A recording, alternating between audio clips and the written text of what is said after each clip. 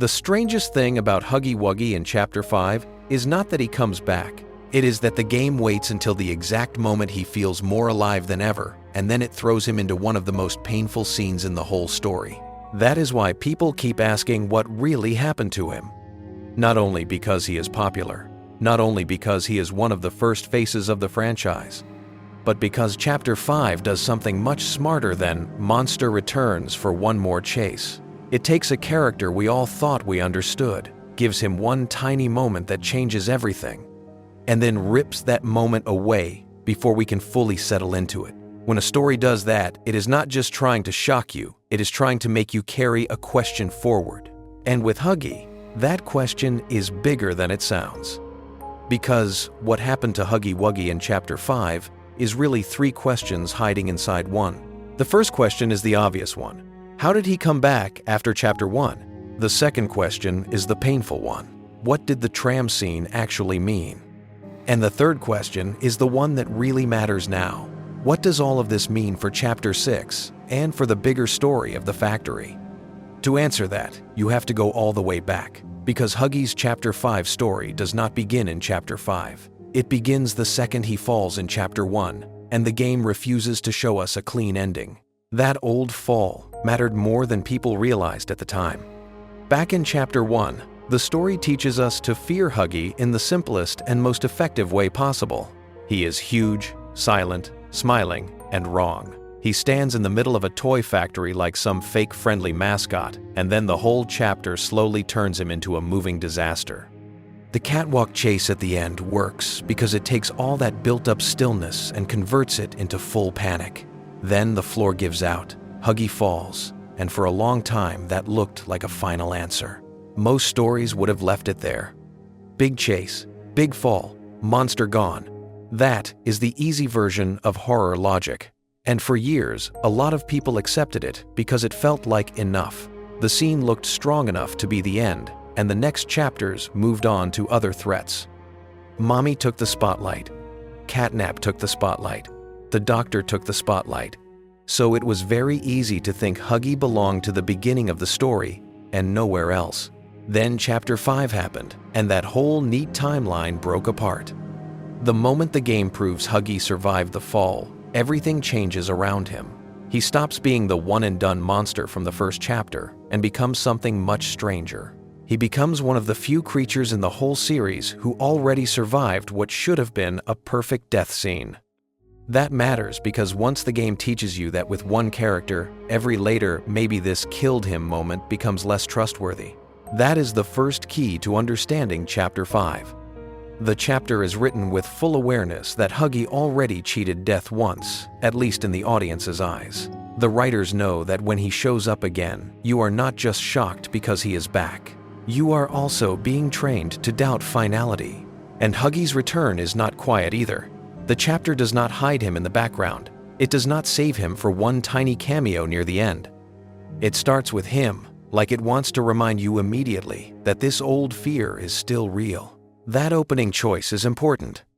If the writers only wanted to answer the old mystery of did Huggy survive, they could have done it with a brief scene. But Chapter 5 makes him an active force again. He breaks in. He attacks hard. He chases the player like all those lost years in the dark did not weaken him at all. In fact, he feels even rougher, more desperate, more vicious. That tells you something the chapter never needs to say directly.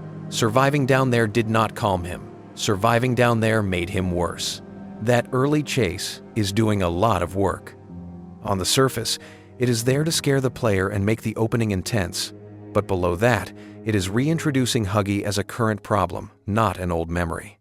It is telling you that the face of the factory is still one of the most dangerous things inside it. The chapter wants you to feel that before it changes what he means later. And then the story keeps pushing you downward. You lose your stronger gear. You get pulled into darker parts of the factory.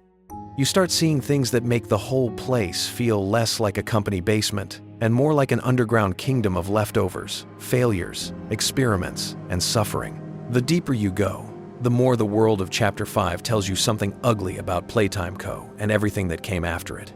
Nothing useful is ever allowed to simply disappear. That rule is all over the chapter. Broken toys become living nightmares. Old company systems keep running. Failed experiments keep crawling. Dead ideas come back with new shapes. Even Harley Sawyer comes back as a backup instead of staying buried. This place is built on reuse. And that means Huggy's survival is not only a monster thing, it fits the larger truth of the factory. A creature like him is too valuable to vanish neatly. He is fear, force, speed, and symbolism, all packed into one body. If the company made him, and if the prototype later used him, then a clean ending for a creature like that was always going to be suspicious. And that leads us into one of the biggest hidden shifts in Chapter 5. At first, the chapter uses Huggy in the simplest way. He is pressure, he is noise, he is panic, he is the old nightmare returned. But the more the story unfolds, the more another layer builds under that one: pain, history, and eventually, something close to tragedy. That is what makes his role in this chapter so much better than just the fan favorite came back. Because by the time we reach the final stretch, Chapter 5 is no longer asking us to look at Huggy the same way we looked at him in Chapter 1. It starts asking us to think about what is left inside him after all this time, after all this damage, after all this conditioning, after all this isolation. And the answer it gives is devastating. Before we get to that though, we need to talk about how control works in this story. Poppy Playtime has always been about control. Even when people only talk about the monsters, the company controlled children, it controlled workers, it controlled bodies through experiments and conditioning. Later, after the company's order broke down, the prototype seems to take that same logic and turn it into his own. He uses fear, violence, hierarchy, and isolation to keep the things under him in line. That is why the factory still feels so organized even in its ruin. It is broken, yes, but it is not random. Someone is still shaping the terror, and Chapter 5 makes it crystal clear who that someone is. The prototype does not act like a loose animal anymore. He acts like a ruler. That matters because Huggy's final big scene makes more sense once you see it through the eyes of a ruler, not just through the eyes of a monster. Now, we reach the tram station. This is where Huggy's Chapter 5 story truly becomes important. By that point, the player has survived the dark sections, met Giblet, crossed Sweet Street, dealt with Lily, watched Poppy get injured, and kept pushing toward the backup plan. The chapter has piled up so much horror that a final Huggy appearance would already work on a simple level. One more chase, one more burst of fear before the tram and the server room. That alone would be enough to justify him in gameplay terms. But the story does something far more interesting. Huggy comes back, and for a few seconds everything looks exactly how you expect. He is still the threat. He is still moving toward you. He still feels like the giant wall of fear from the early game. Then Kissy appears, and Huggy changes. That change is one of the most important moments in the whole chapter, and maybe one of the most important in the whole series. Because he stops. He does not keep charging. He does not try to tear through her to get to the player. He does not act like the same pure chase machine we have known for so long. He goes still, calm, quiet in a way that almost does not feel real at first. Not because it is fake, but because the game trained us for years to think Huggy only meant danger. Then, in a single moment, the chapter shows us something else. Recognition, memory, connection. Not in a clean human way, not in a way that makes him suddenly harmless, but enough to break the rhythm of violence. And that is everything, because the whole meaning of Huggy shifts in that one stop. If Huggy can stop because of Kissy, then he is not just a dead-eyed monster with a job to do. There is still something inside him strong enough to overpower the hunt for a second. There is still a bond there. There is still a line back to whatever these creatures were meant to be to each other before the factory and the experiments twisted them into nightmares. And right when that line becomes visible, the prototype attacks. That timing is not random. It is the key to the whole scene. If the prototype only wanted Huggy gone because Huggy was a strong obstacle, he could have hit him at any time. Huggy had already spent the chapter acting as a threat to the player. But the prototype waits until the exact moment when Huggy stops being useful as a perfect weapon. That is why I think the real meaning of the scene is much darker than the prototype killed Huggy. The prototype killed the moment. He killed the calm. He killed the evidence that these creatures can still choose something other than the role forced on them. That is what makes the attack so cruel. If Huggy were still just raging, the prototype could leave him alone. Rage is useful. Fear is useful. A giant blue predator in the tunnels is useful. But the second Huggy looks at Kissy and goes calm, he stops being a clean tool and becomes something much more dangerous to a ruler like the prototype. He becomes a sign that control is not perfect. And rulers hate that more than they hate disobedience itself. Because disobedience can be punished. A crack in the whole system is something else. So, the tram station scene is not only a shock death scene or a heartbreak moment, it is a statement about the entire power structure under the factory. The prototype is showing what happens when one of his monsters starts acting like something more than a monster. You get erased. Now, of course, the biggest question is whether Huggy was actually erased there or not. And that is where the argument really starts. The scene is brutal. No one can deny that. The prototype impales Huggy and slams him away hard. Then he goes after Kissy too. It is ugly, quick, and meant to hurt. If someone wants to say this was a straight-up execution, I understand why. The prototype is absolutely capable of ending things. He is the most dominant force in the factory. He knows bodies, damage, and terror better than almost anyone. So why do people still doubt it? Because Chapter 5 is careful. It does not slow down and give you closure. It does not give you a clean body check. It does not hold the camera on a final still image that says, yes, this is over. It gives you violence, panic, and then motion. The player gets dragged into the next disaster before the scene can settle. Even later, the chapter still refuses to fully calm that uncertainty down. Kissy State is treated with uncertainty too. The whole tram station event is framed in a way that keeps its wound open. And once you remember that Huggy already survived one that should have killed him moment before, the doubt becomes very hard to dismiss. That is not fan coping. That is story design. The game already taught us once not to assume a big fall means final death. So when it gives us another severe injury and refuses to close the case clearly, it is inviting the question. Now, that does not mean survival is confirmed. It means the uncertainty is intentional. And that distinction matters. Because if the writers wanted us to be done with Huggy, they had many easy ways to do it. The fact that they chose not to use those easy ways means Huggy still has narrative value, whether that value becomes a return, a confirmation later, or something even darker. That is where survival theories get interesting. There are really a few paths the story can take from here, and each one changes what Chapter 5 means in a different way. The first path is the hardest one emotionally, at least in a clean sense. Huggy really died there, and Chapter 6 confirms it. In that version, the tram station scene becomes the prototype's pure statement of control. It means the calm was real, the connection was real, and the prototype stamped it out before it could become anything more that would make the scene final, cruel, and effective. The second path is survival, in a tragic but still somewhat hopeful sense. Huggy survives the tram station attack, maybe badly damaged, maybe barely holding on, maybe hidden away somewhere. If the story goes this way, then Chapter 5 becomes not the end of Huggy, but the beginning of something else. The reunion with Kissy would be the first proof that he could still be reached, and surviving the prototype's punishment would mean that proof is still alive somewhere in the factory. The third path is the darkest one. Huggy survives, but the prototype takes him back and changes him. That would fit the world perfectly. This series loves survival that comes with a price.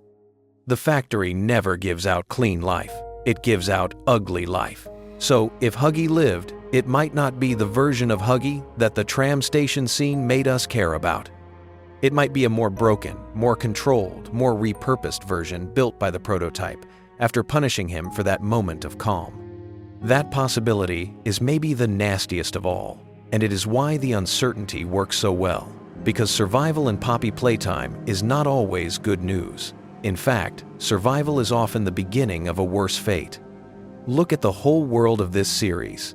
Automals are alive, but twisted. Harley is alive, but trapped as a system mind. Lily survives her transformation, but as a shattered, unstable nightmare. Even the player's survival at the end of Chapter 5 comes through Poppy Gel and feels deeply wrong. So, if Huggy survived, that does not automatically mean he is hiding safely in the dark, waiting for a heroic moment. It may mean he was dragged deeper into the prototype's world and turned into something worse. And that is a huge reason why the tram station scene stays stuck in people's heads. The game does not only deny closure, it denies comforting closure. Now, another thing that helps explain why Chapter 5 uses Huggy this way is his role in the larger structure of the series. Huggy is not only the first monster, he is also a bridge between the early simple horror and the deeper later lore. In Chapter 1, he is almost pure fear. He is the first big sign that Playtime Co. is not just creepy, it is deadly. That makes him iconic. But if he stayed only that, then later chapters would outgrow him. The story would move past him, and he would become only a mascot memory. Chapter 5 refuses that. It brings him into the modern shape of the story and says no, he still matters. Not just as fear, but as meaning. That is one of the smartest things the chapter does, because it turns him into a bridge character. He connects the earliest, simplest terror in the series with the deeper, sadder truth of what the factory did to these beings. He links the beginning of the story to the endgame by embodying both at once. He is still terrifying, yes, but now he is also tragic. The game finally lets those two sides exist in the same scene. That is why the tram station moment feels so much bigger than a normal death scene. It is a redefinition scene. After Chapter 5, you cannot really look at Huggy the same way again. If you play Chapter 1 after this, the old catwalk chase changes in your head. Huggy is still terrifying there. But now you know the creature behind that smile is not just an empty predator. Somewhere deep inside, there is still enough left for Kissy to matter. That means the old fear now carries pity and sadness under it. And that is very powerful storytelling. It also makes the prototype even worse, because now we know more clearly what he is stamping down when he attacks. He is not only stopping a threat, he is stopping the return of feeling. That is the kind of villain he is. And if Chapter 6 wants to pay this off in a strong way, it'll use Huggy and Kissy to say something about whether the prototype's control can really last. Because that is the larger topic Chapter 5 raises through the tram station scene. Can the experiments break their assigned roles? Can they still be more than what the factory made them into?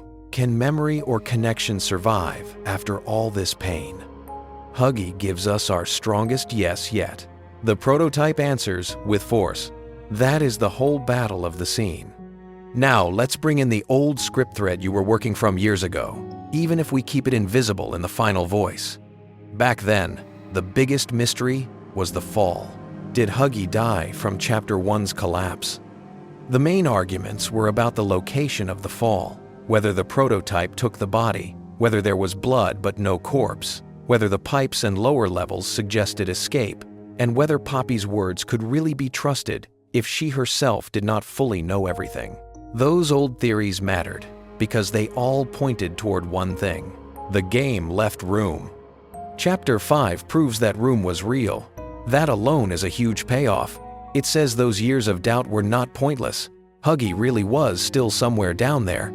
The lower factory really did matter. The lack of a neat body really did matter. That old mystery is now solved. But the chapter uses that solution to create a new version of the same problem. Now the question is not, did he survive the fall? Now the question is, did he survive the tram station? That mirror is not accidental. It is the game repeating the emotional shape of Huggy's story at a higher and more painful level. First, he falls and vanishes. Later, he returns and proves he lived. Then he experiences his first major emotional reveal. Then he gets attacked and vanishes into uncertainty again. That is a very deliberate pattern. And that is why I do not think Chapter 5 is done with him yet, whether that means a physical return or a later confirmation. The chapter spends too much care turning him into a question again. Now, there is another subtle reason people keep holding on to the possibility that Huggy lived. The series has a habit of making big characters mean more after you think you have understood them. Poppy is the best example of this. At first, she seems simple. Then, the story keeps opening her up. The prototype is another example. At first, he is just a claw in the dark. Then he becomes a full central force. Harley too. At first, he is a voice behind systems. Then, he becomes something bigger. Poppy Playtime likes to delay the full meaning of major characters. Huggy fits that pattern perfectly now. He began as the most direct, readable threat in the whole franchise. Chapter 5 turns him into one of the most layered characters without even needing long speeches. That is usually not what you do with a character you never want to touch again. It is what you do with a character you want the audience to carry with them. That brings us to the biggest future question. What does all of this mean for Chapter 6? The easy answer is that Chapter 6 has to answer Huggy's fate somehow. That part is almost unavoidable. The tram scene is too big and too emotional to leave hanging forever. But the more important answer is this. Chapter 5 turned Huggy into proof that the prototype system is not perfect. That idea will matter in Chapter 6 whether Huggy physically returns or not. If the story wants to end with more than a boss fight, it needs something larger than the hero found a weapon. It needs a theme that feels like the opposite of the prototype's order. Huggy and Kissy together give the story exactly that. They represent the thing the prototype cannot allow. Not because it is stronger than him in a physical sense, but because it breaks the logic that keeps his world together. Connection, recognition, care. That sounds soft, but in this story, it is radical. The factory works by turning everyone into parts and roles. The company did it through experiments. The prototype seems to do it through fear and hierarchy afterward. So when Huggy responds to Kissy, he is doing more than having a sad scene. He is stepping outside the role. That means if Chapter 6 wants to push toward an ending where the factory's order breaks, Huggy's tram station moment is one of the clearest clues for how that break can happen. Not just through chemistry or weapons or hacking systems, but through the things the factory failed to erase. And that is also why the scene is a comfort scene for so many people, even though it hurts so much.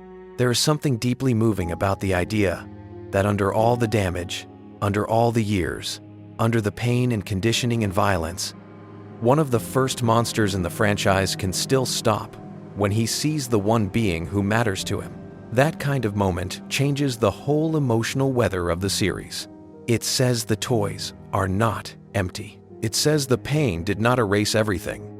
It says the story is not only about surviving monsters, it is about what the monsters lost and maybe what they can still recover. That is why Huggy's Chapter 5 role is so much more important than people first realized. He is no longer just the opener. He is one of the best arguments the story has that this nightmare still contains something human. And that is exactly what the prototype is trying to kill. Now, if I had to put all of this into one clean answer, I would say it like this. What happened to Huggy Wuggy in Poppy Playtime Chapter 5 is that he came back from what everyone thought was the end, proved he was still one of the most dangerous creatures in the factory, then showed us for the first time that under all that terror, there is still a real connection inside him, especially with Kissy Missy. The moment that connection became visible, the prototype attacked, turning Huggy's return from a simple comeback into one of the saddest and most important scenes in the whole game. His exact final fate is still unclear on purpose, and that uncertainty now carries straight into Chapter 6. And honestly, that is why Chapter 5 handled him so well. It did not just bring him back to make people clap. It used him to reveal something fundamental about the world. It used him to show that even one of the oldest monsters in the factory can still feel something beyond the role he was forced into. Then it made the prototype respond like the tyrant he really is. That is what happened to Huggy Wuggy in Chapter 5. He stopped being only the monster from the start. He became the tragedy at the heart of the story. Watch the next video